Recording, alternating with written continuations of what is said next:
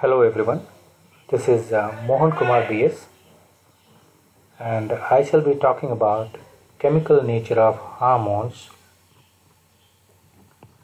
in this session. So in this session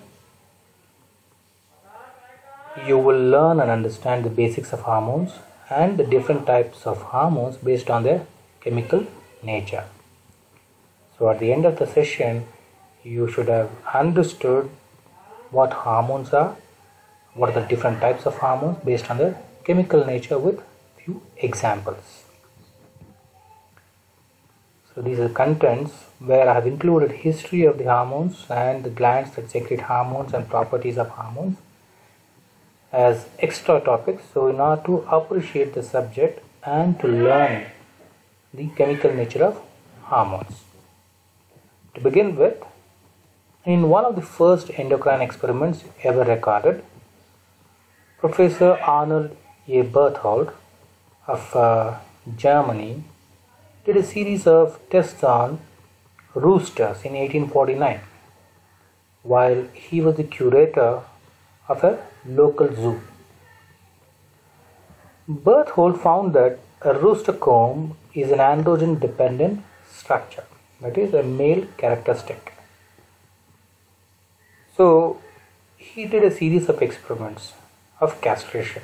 So following castration, he found out the comb atrophies, that is decreases in size, and the aggression we see in male is lost or disappears, and also interest in hen is lost. So once the hormones which act in the male are lost, so they would obviously lose interest in the hens. So he found out the castration induced changes could be reversed by administering a crude testicular extract, or it can also be prevented by transplantation of the testis itself.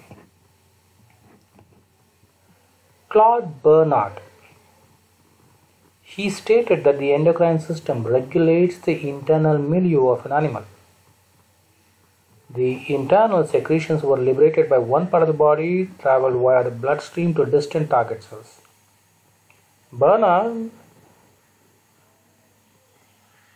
demonstrated that medicine, in order to progress, must be founded on experimental physiology. So he stated that the endocrine system regulates the internal milieu of an animal and the internal secretion, as I said earlier, and the resulting action on the target cell restores the milieu to be normal. So that's what homeostasis is. It's a new concept at that time. The concept that hormones acting on distant target cells to maintain the stability of the internal milieu was a major advance in physiological understanding. The secretion of the hormone was evoked by change in the milieu, and the resulting action on the target cell restored the milieu to normal. It's a feedback loop. So the desired return to the status quo results in the maintenance of homeostasis. So he found out in 18th century itself, almost 2 centuries back. Brown-Séquard, he further piqued the mainstream scientific interest in the chemical contents of the testes with his famous auto-experimentation. He reported on June 1889 in front of Société de Biologie, which is a society of people of famous scientists in Paris. He reported that he had increased his physical strength, mental abilities, and appetite by self-injection with an extract derived from the testicles of dogs and guinea pigs. Although this is never substantiated, this claim prompted researchers around the world to pursue the new field of organotherapy. So that is organ transplantation. In 1902, Ernest Henry Starling with Baylis demonstrated that secretin stimulates pancreatic secretion. Secretin is a hormone. In 1924, the same guy with EB1A demonstrated the reabsorption of water by the tubules of the kidney. So he was the first one to use the term hormone.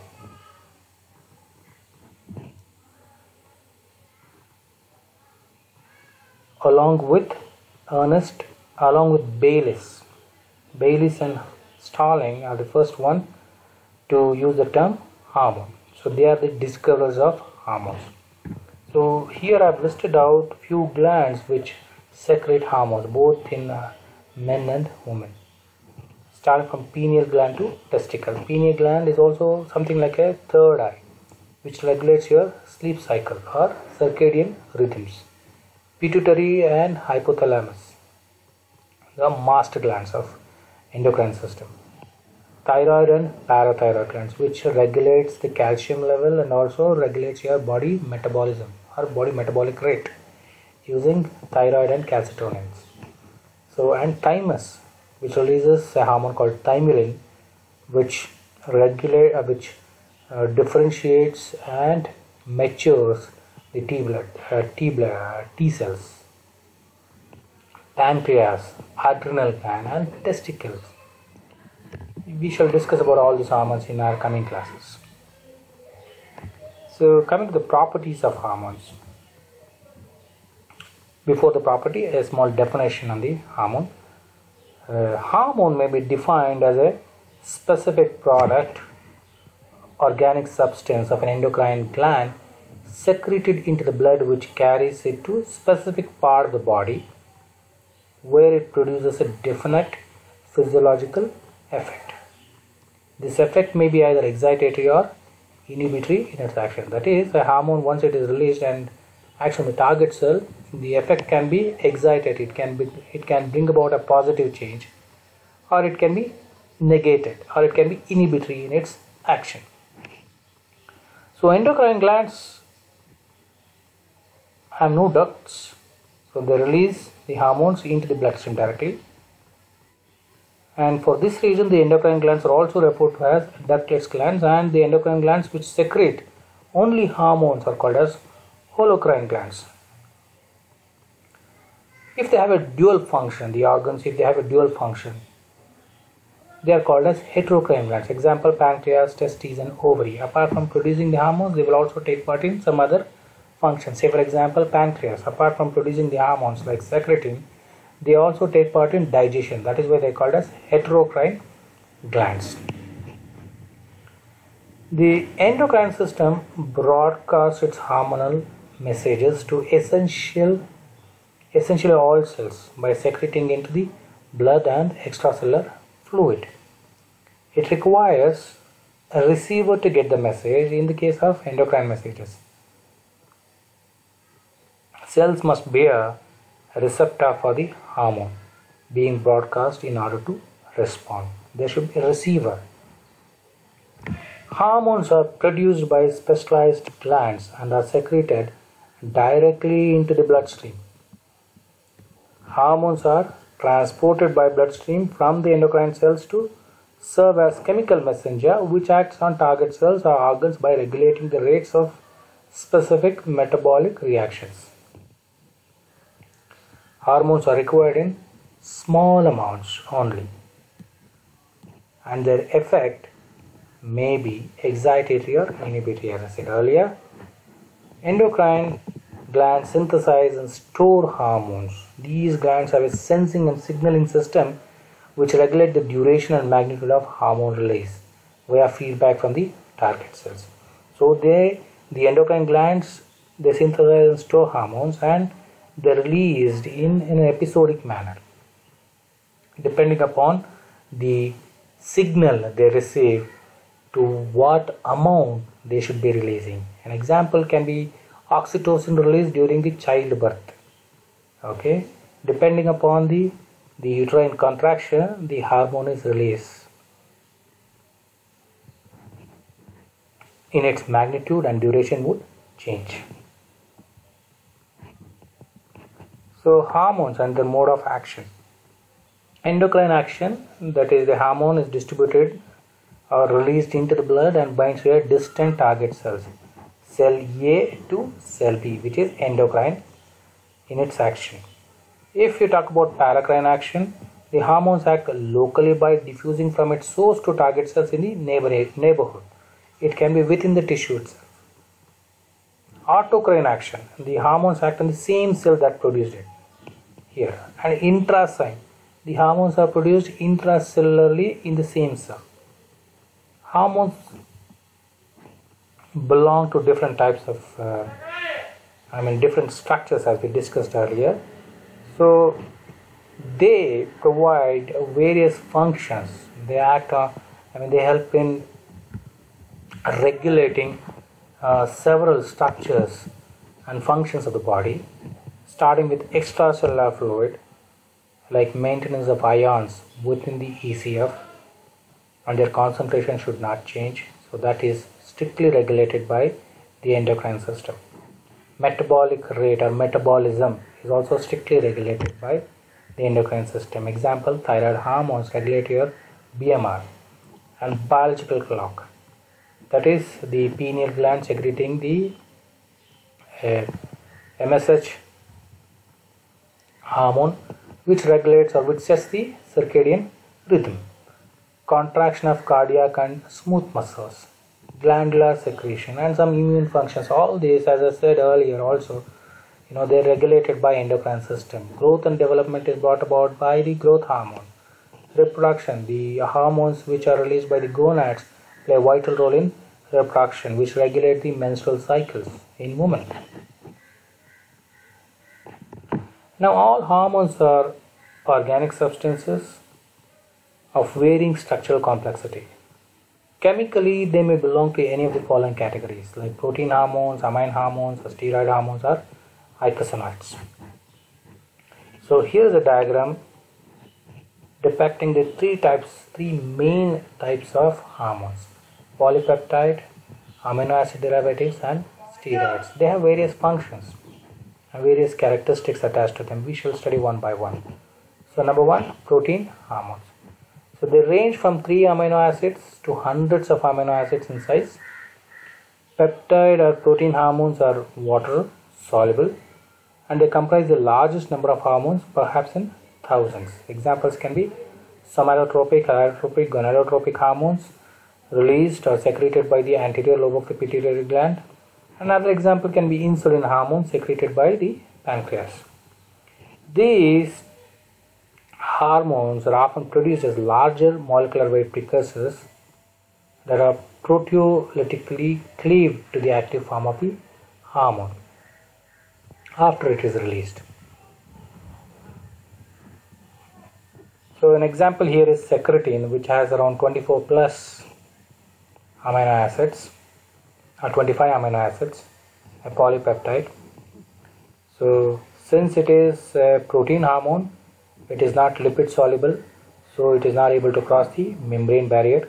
So it has to act on a target cell by binding to the target receptor on the target cell.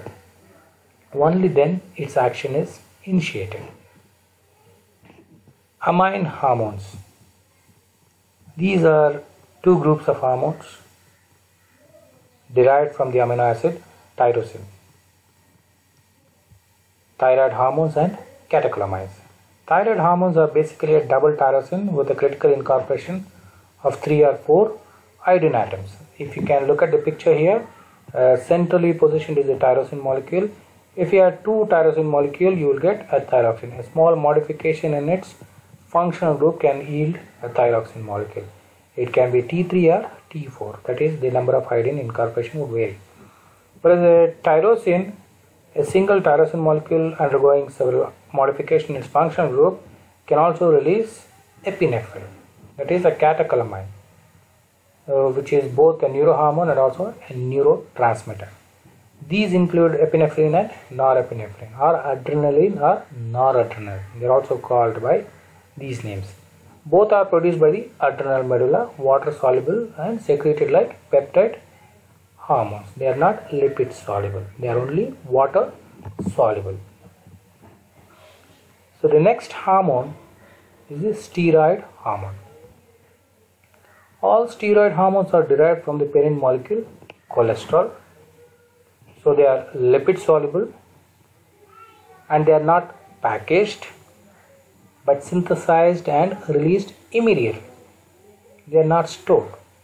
They are released immediately. An example can be aldosterone, testosterone and progesterone. Enzymes which produce steroid hormones from the cholesterol are located in the mitochondria and endoplasmic reticulum of a cell. Steroids are able to freely permeate the lipid membranes and hence they are not stored in cells. But to carry them in the blood, they are complex to a specific binding globulins. An example can be a cortisol is usually bound to corticosteroid binding globulin, an estradiol which is bound to sex steroid binding globulin, which carries the molecule in the bloodstream. In some cases, steroid is secreted by one cell and is converted into the active steroid by the target cell. An example for this is an androgen which is secreted by the gonad and converted into estrogen in the brain. An androgen has a role in reproduction in the gonad system, whereas the same androgen, when it reaches the brain, it doesn't play much role in reproduction, but instead it plays a role in other aspects like neuroprotection or memory formation. The last part of the steroid hormone is vitamin D3, which is also derived from the cholesterol and is lipid soluble. Scientific name is 1,25-dihydroxy vitamin D3, which is not a true hormone because it is synthesized de novo, indicating they are synthesized within the body itself.